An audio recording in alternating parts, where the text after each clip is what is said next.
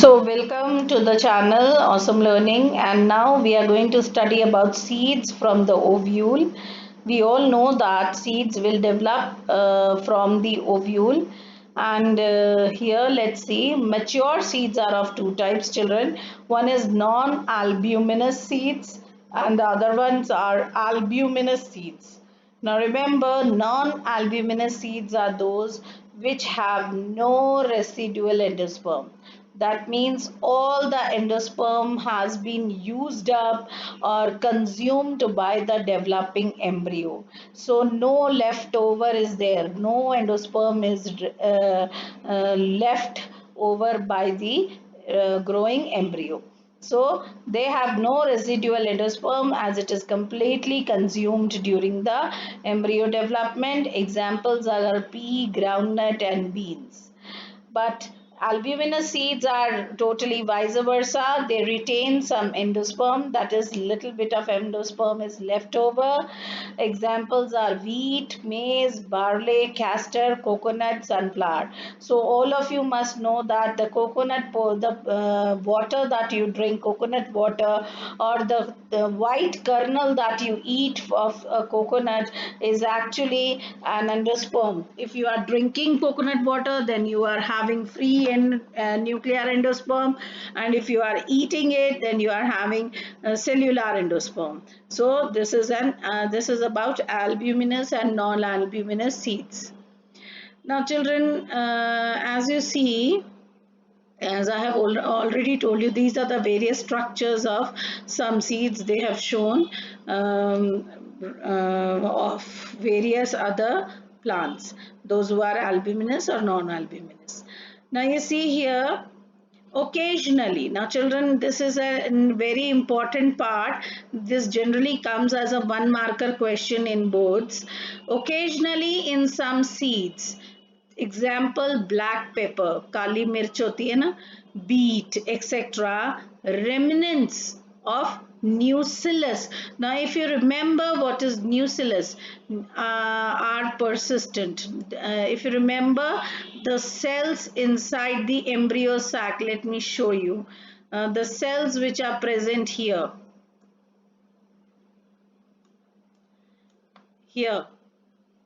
the cells of Peck, if you remember, these are the nucellus. I should move on to the, if I have a structure here, I don't know. That was in the previous PowerPoint presentation. So if you remember the cells present all around the embryo sac, the cells present all around the embryo sac are called the nucellus. So sometimes in few seeds like black pepper, the remnants of nucellus are present or persistent, and then it is called perisperm. Then it is known as perisperm. Okay. Integuments of ovule. Now ovule also has an outer covering. It also has an outer covering or integument which become very hard so that they can protect the seed. So integuments of ovule harden.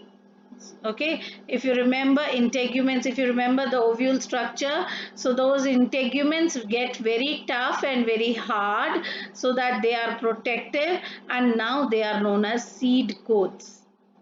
But there is a small pore left, and at the portion where this small pore is present, there will be no integument or there will be no seed coat, and that small pore or portion is called micropyle. This is the region from where the pollen tube will enter into the seed, or this is the portion from where oxygen and water will enter into the seed during germination. Now when you take a seed and you dip it in water, after some time it will get swollen up. Why has it swollen up? Because the water has entered into the seed. From where did the water enter the seed? Through this micropyle, the small pore, right? Understood? So now here see children, as the seeds mature, it becomes dry. Okay, the seeds that you see, the pulses that are kept in your kitchen, all of them are seeds and they are dry. So it becomes dry by reducing the water content up to 10 to 15% moisture by mass. So how much water content do a seed has? It has 10 to 15% of moisture. So the metabolic activity of the embryo slows down because the moisture is very, very less.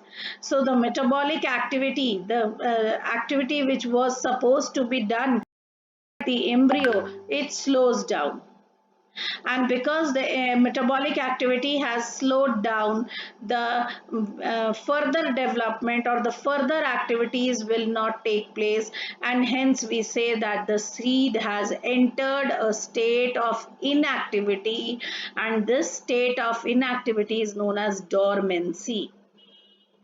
Now, when we put this seed into the soil and when we water it, the dormancy is broken because now the moisture content is higher and the metabolic activities which were not taking place now have started on, and the dormancy is broken, and now the seed will start its germination. So under favorable conditions, if the seed is provided with proper moisture, oxygen and suitable temperature, the seed will germinate, right?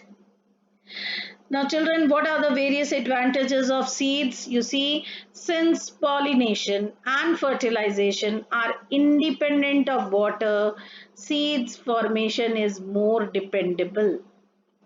Now, children, you have studied about pollination, you have studied about fertilization. So, if pollination and fertilization are independent of water, that means they can take place through any other means, then seed formation is more dependable. We will have to depend on the seeds. Okay, better adaptive strategies for dispersal to new habitats. Seeds are better. If I want to take away a few seeds to Canada or to America, I can just put them into a pouch and carry them, and I can grow the plants into a new habitat or into a new colony. It helps the species to colonize in other areas. So it's better to carry on seeds, to carry the seeds to from one place to the new habitat. Then they have food reserves. Seeds are containing a lot of food reserves inside them. We eat them. The seeds are a part of our staple food, right? So young seedlings are nourished until they are capable of photosynthesis. So they have a lot of food. Now here I was talking about, when they mentioned food reserve, I was talking about our food. But if even if the plant, even if I have taken this seed and I have planted it, and the plant will, or the seedling will come out, till the seedling is independent of making its own food, from where will it get the food? It will take the food from the reserve food which was present in the seed. Okay. So these are the various advantages of seeds. Next is the hard seed coat. The seed coat, which is very hard, it is protecting the young embryo which is lying inside. The young embryo is inside the seed, so hard seed coat is protecting it. Now, being product of sexual, seeds are the product of sexual reproduction. They generate new genetic combinations and variations. This is again a benefit or an advantage, of course. Seeds are the product of sexual reproduction, and we know that sexual reproduction always supports variation, and new genetic combinations are formed. Then next is dehydration and dormancy of mature seeds are crucial for storage of seeds. If I want to store some seeds for later on use, what will I have to do? I have to dehydrate them. That means the moisture content should be removed. Then only they can be dormant. I can keep them, their shelf life will increase. So this is how they are stored. It can be used as food throughout the year and also raise crop in the next season, right? Now children, this here viability of seeds after dispersal. In a few species, now this slide is very important. Many questions can be asked from here, this slide. The seeds lose viability within few months. Seeds of many species live for several years. It depends upon type of plant. So the viability of seeds will vary from plant to plant. It could be from few months to several years.